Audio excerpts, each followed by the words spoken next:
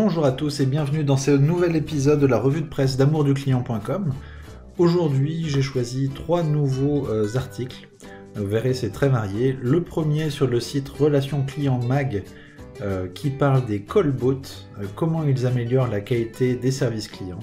Donc c'est un sujet de plus en plus d'actualité, l'intelligence artificielle, et puis le nouveau client qui veut des réponses tout de suite. Le deuxième article sur la prospection, comment vaincre les objections lors d'une prise de rendez-vous avec un prospect. Un sujet très intéressant, surtout quand on s'y met, on se pose ces questions-là, donc c'est bien d'avoir parcouru ce type de document avant.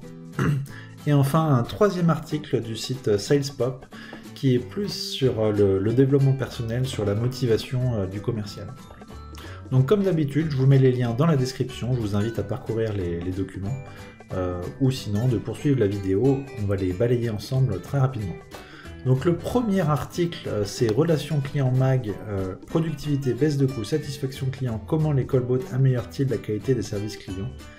En fait, dans cet article, on cite les 3 bénéfices de l'utilisation des callbots. Donc les callbots, ça va être ces petites messageries instantanées toujours disponibles pour pouvoir répondre aux questions basiques des clients. Donc les 3 avantages mis en avant sont ceux-ci. Le premier, un robot qui s'adapte aux besoins. Si vous avez vu un article précédent, il y a KPMG qui a sorti une étude sur les relations clients et l'émergence d'un nouveau type de clientèle. Le besoin de réponses immédiates sur des questions comme les délais, le statut de la commande, la livraison, tout ça, c'est quelque chose qui est vraiment très important, plus important ces jours-ci. Et donc utiliser un robot pour pouvoir être capable de fournir ces informations immédiatement à toute heure du jour et de la nuit et les week-ends et la semaine, c'est quelque chose de plus. Donc en fait, on va venir capter, on va répondre aux besoins de cette nouvelle clientèle. Donc je pense que c'est un move qui est en train de se faire sur le marché. Deuxième avantage, c'est des agents plus efficaces et épanouis dans leur travail. Lorsqu'on demande aux clients finalement de remplir quelques informations de base qui n'ont aucune valeur ajoutée, finalement la relation, la connexion, l'échange direct entre personnes, entre le salarié de votre entreprise et le client, se fait uniquement sur des choses à valeur ajoutée, on va dire.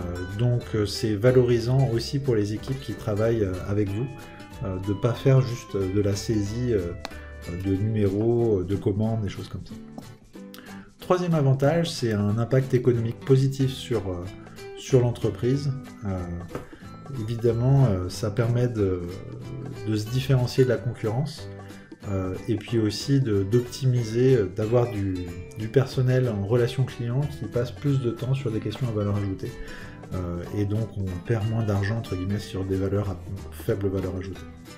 Voilà, je vous laisse parcourir l'article, il est très intéressant, vous avez le lien dans la description.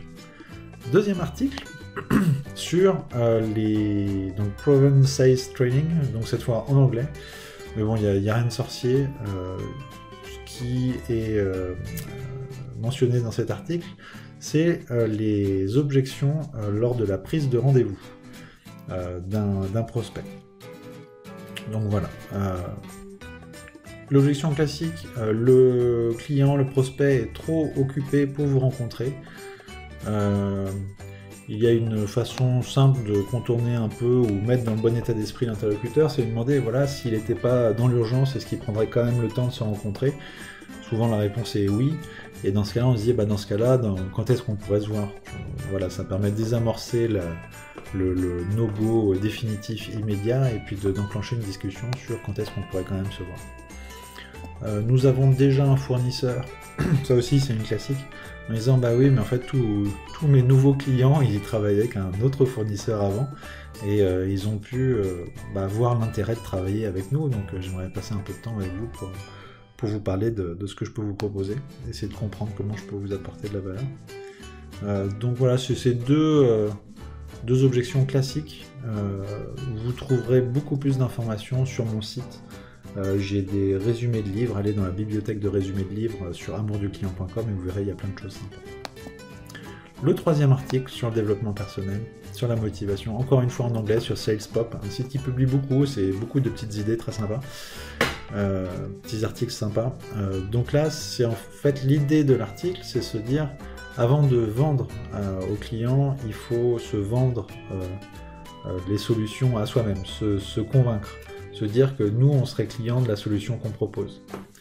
Donc c'est quelque chose qui est important. Moi, j'ai changé de travail récemment, et dans ma phase d'intégration, le truc sur lequel je me concentre, c'est si j'étais client, voilà, est-ce que ça me plairait d'avoir cette proposition-là, comment je le percevrais, etc. Je me mets toujours à la place du client, et je me disais, si j'avais la fonction de mes clients, qu'est-ce que j'aimerais voir, est-ce que je serais convaincu? Et si moi je me convainc que ce que je propose, si j'étais à sa place, je l'achèterais, généralement c'est beaucoup plus motivant, on est un peu plus punchy dans son discours et beaucoup plus convaincant. Voilà pour les 3 articles, je vous mets les liens en description de la vidéo toujours. N'hésitez pas à vous abonner à la chaîne, et je vous souhaite une très bonne journée avec plein de belles ventes et de relations avec vos clients, et à bientôt.